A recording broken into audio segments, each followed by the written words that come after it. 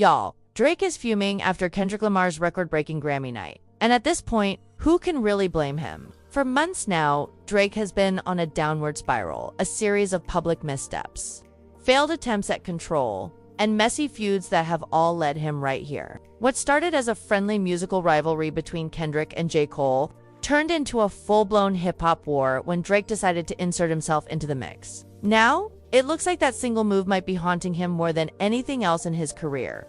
See, when J. Cole dropped First Person Shooter, he was really trying to celebrate greatness. On that track, he grouped himself, Drake, and Kendrick as the big three of rapping. Love when they argue who's the hardest MC. Is it K-Dot? Is it Aubrey? Or me? We, the big three, like we started a league. It was meant as a salute, three giants acknowledging their place in rap history. But Kendrick didn't take it that way. Instead, he came back with one of the coldest responses we've heard in years on Metro Boomin's Like That, declaring, "Forget the big three, it's just Big Me." That one line flipped the rap game upside down. Suddenly, the peaceful big three became a battlefield. J. Cole, caught in the crossfire, fired back with 7-Minute Drill, a diss that many thought could ignite something historic. But to everyone's surprise, Cole had a change of heart. After reflecting, he deleted the song, publicly apologized to Kendrick on stage, and removed himself from the drama entirely. He realized some wars aren't worth fighting. Drake, however, made the opposite move.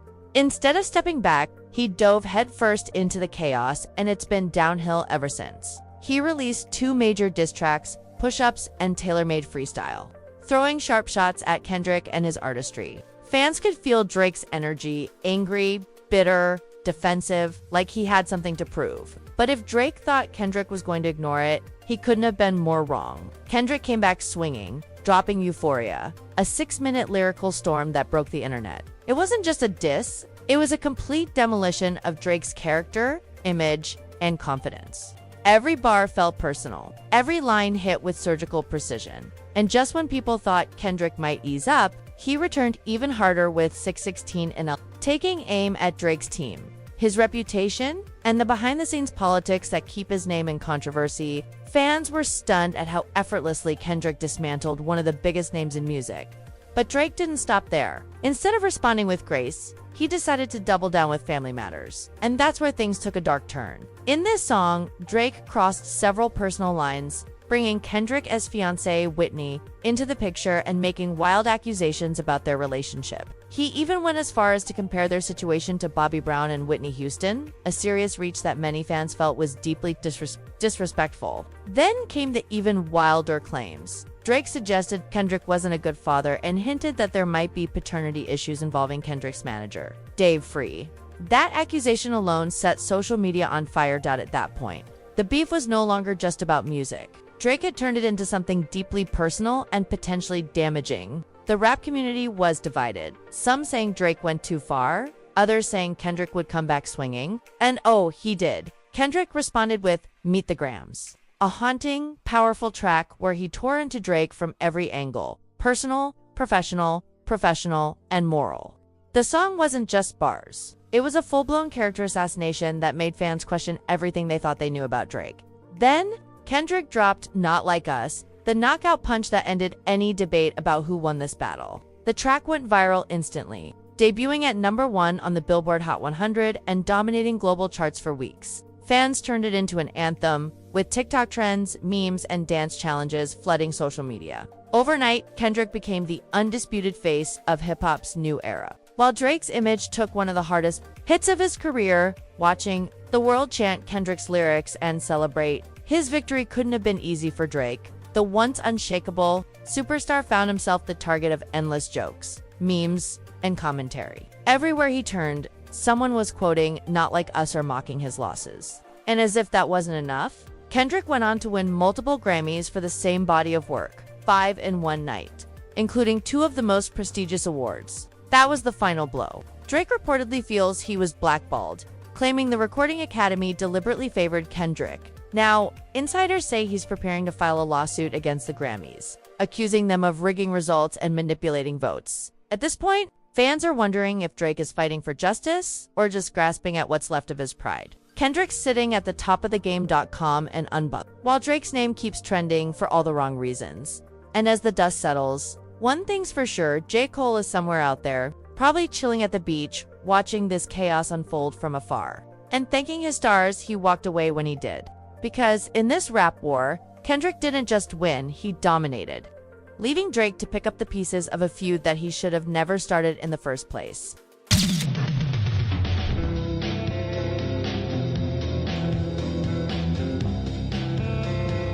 Again, he was probably thankful that he got out of. J. Cole was probably quietly thankful that he stepped out of the feud before it completely exploded, because what followed was pure chaos. Things escalated dramatically when Kendrick Lamar was announced as the headliner for the 2025 Super Bowl halftime show, sending shockwaves through the music world and leaving Drake reeling. Instead of staying quiet, Drake filed lawsuits left and right, targeting anyone he believed was conspiring against him. His filings named major industry players, including UMG, and accusing them of manipulating streaming numbers to artificially inflate Kendrick's viral hit Not Like Us, making it appear far more successful than it actually was. Drake suggested a full-blown industry setup, claiming Kendrick's success was being manufactured to undermine him, and his legal team framed it as a coordinated effort to diminish Drake's cultural and commercial standing. But instead of generating sympathy, the lawsuits backfired, with fans, critics, and commentators mocking him online and calling it a desperate attempt to save face after losing the rap battle.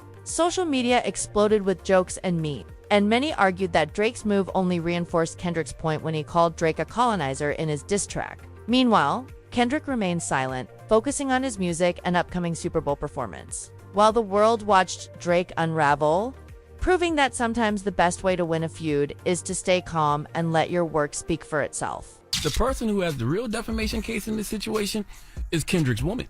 Because Drake not only said Kendrick was beating on her, he said that Dave Free, Kendrick's business partner and friend, was the real father to one of Kendrick's kids. So if you're going to accuse somebody of defamation, you must first make sure you too aren't guilty of defamation, okay? Drake saying that Kendrick defamed him is indeed the pot calling the kettle beige, but that's not even why I'm giving him Donkey of the Day, okay? I'm giving him Donkey of the Day because Drake is proving without a shadow of a doubt that he simply doesn't understand culture. Now, the entire industry was piling on Drake, slapping him with. Now, the entire music industry seemed to be piling on Drake, with fans and critics alike slapping him with the Karen label and calling out his behavior. But that was just the tip of the iceberg. His legal move against UMG was starting to expose a much deeper issue. For years, UMG had reportedly been in Drake's corner, allegedly helping to cover up troubling allegations that could have derailed his career. Their relationship ran far deeper than just music. Back in 2021, UMG reportedly signed Drake to a staggering $500 million deal, one of the largest contracts in hip-hop history. This wasn't just a financial agreement, it was a statement of Drake's unmatched influence in the industry. UMG's CEO, Lucian Grind, even publicly said that Drake could ask for virtually any amount of money he wanted, and the label treated him like royalty. But now, with Drake suing them, the situation raised serious questions about loyalty, power, and trust in the industry. Could the bond between Drake and UMG survive this legal battle, or is this lawsuit about to unravel something much bigger than anyone anticipated? On Stay Schemin', Drake says, "Tell Lucian I said f*** it, I'm tearing holes in my budget." Tell Lucian I said fuck it, I'm tearing holes in my budget. Did Drake call you up after that and say, "Hey, I need more money for my project"? If ever Drake or whenever Drake calls up and says he needs more money for his project, I give it to him.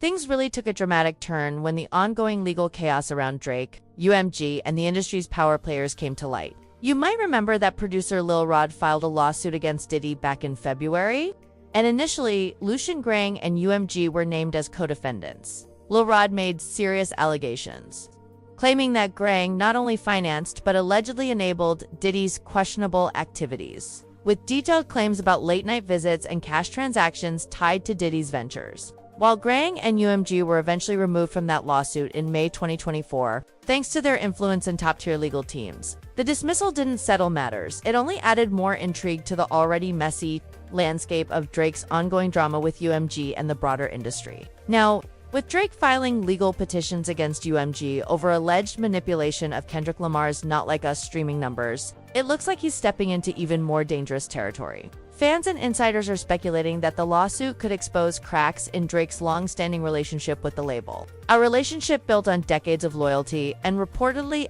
including a $500 million deal in 2021 that marked him as one of the most influential artists in hip-hop history. Things escalated further when UMG reportedly warned Drake over a mass release of 100 gigabytes of unreleased content in August, hitting him with copyright strikes that removed multiple songs from his official platforms. Instead of backing down, Drake publicly called out the takedown, doubling down and drawing even more attention to the feud. Meanwhile, Kendrick continued to escalate the tension, hinting at exposing industry secrets and criticizing OVO's behavior in Meet the Grams, directly referencing shady practices tied to artist homes, leaks, and agendas, and even implying that Drake's mansion could be under scrutiny. On the musical front, Kendrick called OVO certified PDF files a jab at Drake's team, prompting Drake to respond on Heart Part 6, claiming his fame protected him from such labels. Yet, his rebuttal felt weak to many, especially since PD files in the industry often evade justice, leaving fans questioning Drake's defense. The situation grew even more surreal when Drake randomly name-dropped Millie Bobby Brown on the same track, reigniting past rumors about their controversial association, which dated back to when she was just 13, with lawsuits, diss tracks, and industry secrets colliding. The entire saga has transformed into a multi-layered drama that blends personal feuds, legal battles, and cultural scrutiny, leaving fans and insiders wondering how far this explosive story will go. I love him. I met him in Australia, and he's honestly so fantastic and a great friend and a great role model. You know, we just texted each other the other day, and he was like, "I miss you so much." I was like, "I miss you more." He's coming to Atlanta, so I'm definitely gonna go and see him. I'm so excited. Yeah. You and Drake, that's awesome. That's awesome. What advice does he give you? Like, what does he say? About boys. He helps me. What? Yeah. He's great. He's wonderful. I love him. What's his advice with boys? You know, that stays in the text messages. Here's the thing, Kendrick never mentioned Millie Bobby Brown in any of his diss tracks, nor did he allude to the rumors surrounding her and Drake, so it was strange that Drake decided to bring her up in his response. It almost felt like an unnecessary distraction from the real issues at hand. What raised even more eyebrows was Drake's focus on mentoring Millie, giving her dating advice while completely ignoring the young male actors from Stranger Things. Fans and critics alike questioned why a grown man, especially someone who started in entertainment as an actor himself, would take that particular interest in a young girl he isn't related to. Logically, it would have made more sense for him to mentor one of the boys from the show. Yet all his attention was on Millie, which naturally set off red flags. Drake had kept his relationship with her private for years, but in 2023, on his album For All the Dogs, he finally addressed the backlash only to flip the script and call fans weirdos for even questioning it. Meanwhile, Lucian Grainne, who had previously escaped Lil Rod's lawsuit and distanced himself from Diddy, now found himself dragged back into the spotlight thanks to Drake. And sources close to Grainne and UMG say he is far from happy. UMG isn't just disappointed, they're reportedly furious that Drake would turn on them after everything they've done for him. Remember, UMG is the biggest record label in the world? They've treated Drake like royalty, given him one of the most lucrative deals in music history, pushed his career to astronomical heights, and provided perks other artists could only dream of. Now, Drake is accusing them of using underhanded tactics to boost Kendrick's diss track Not Like Us, potentially turning the tables in a way neither side anticipated. And as if that wasn't enough,